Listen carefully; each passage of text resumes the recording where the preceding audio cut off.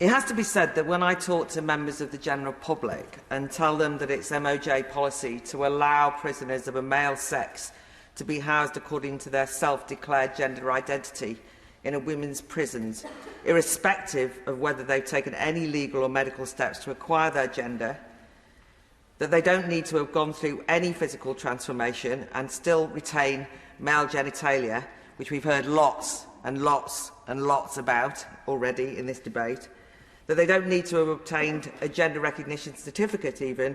They just need to declare that they are women and demand that they're moved to the women's estate and it's seriously considered. When members of the general public hear this, they are aghast. It falls under the category of, has the world gone mad? That common sense response may not feel appropriate when discussing legislation, but I think in this instance it may help us to look at this issue in practical real-life terms, not just in abstractions, and that's why I welcome very strongly this amendment. While the amendment doesn't resolve all of my concerns, I welcome in a way the modest, narrow aim it has of removing the most egregious aspect of this situation, i.e. allowing male prisoners who identify as trans but have convictions of violence or sexual offences against women to live with women prisoners. There really is no point in this government issuing strategies and grand words about violence against girls and women if the same government has no qualms about letting rapists share the same confined living quarters as vulnerable women in prison who, let's be frank, can't leave, can't escape because they're locked up by the state. So this amendment's focus is on convicted sex offenders, and it's urgent that the government takes notice.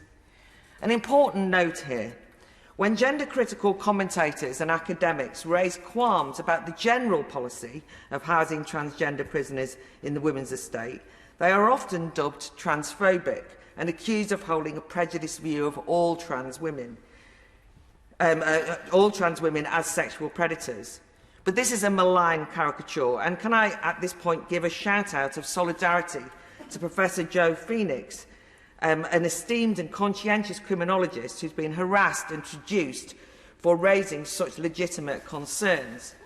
But wherever one stands on this issue, on the general issue, this amendment is specific and cannot be accused of implying that all natal men, however they identify, are per se a sexual threat to women, because that wouldn't be true. We are only talking here about convicted sex offenders, those guilty of violence. However, I still hope this probing amendment might encourage the government to look more closely at a range of issues in this area.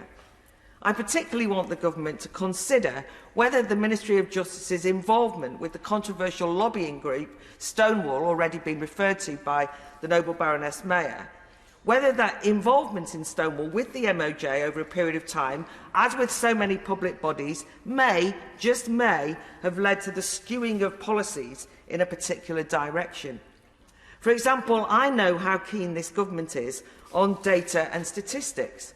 But as Kate Coleman, the founder of Keep Prisons Single Sex, has noted, and this just seems incredible to me, the MOJ admits that it doesn't know how many prisoners identify as trans, because with a gender recognition certificate, they are counted by their new legal gender. So I'm not sure how Baroness Brinton can be so sure of the statistics that she quotes, because the tools designed to assess any threat posed by male prisoners who identify as trans women can't be picked up accurately. If someone with a GRC attacks a female prisoner, it will be recorded as an assault by a woman on another woman. I also want to query who is listened to in this discussion and what is obviously a clash of rights. In the course of that recent High Court ruling that we've heard about, Lord Justice Holroyd outlined the need to balance, quote, the subjective concern of women prisoners with the rights of transgender women in the prison system, which made it sound as though the women, the biological women, were all being overly subjective and the transgender women had rights.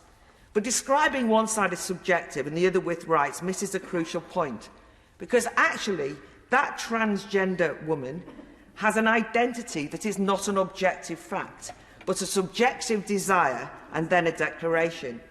Why are women prisoners, their subjective but rational concerns, afforded less weight here?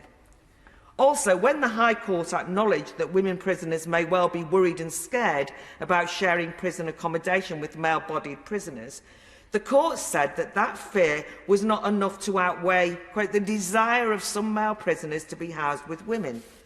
But I wonder, when did the prison estate, or indeed the law, allow its policies to be dictated by prisoners' desires?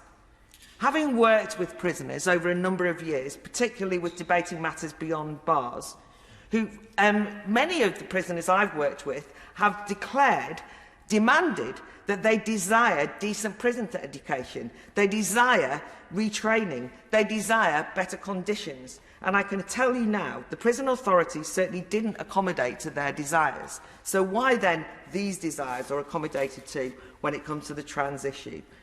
Finally, I'm keen that the government look carefully and use this probing motion to do so at how staff in prisons understand the issue of sex and gender in the context of training being used.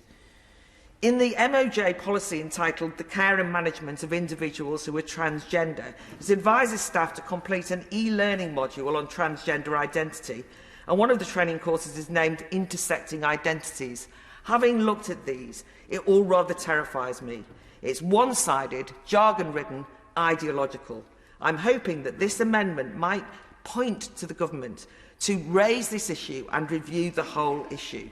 But for now, at least, a very modest amendment should be taken seriously if you really mean that you care about protecting women from violent men.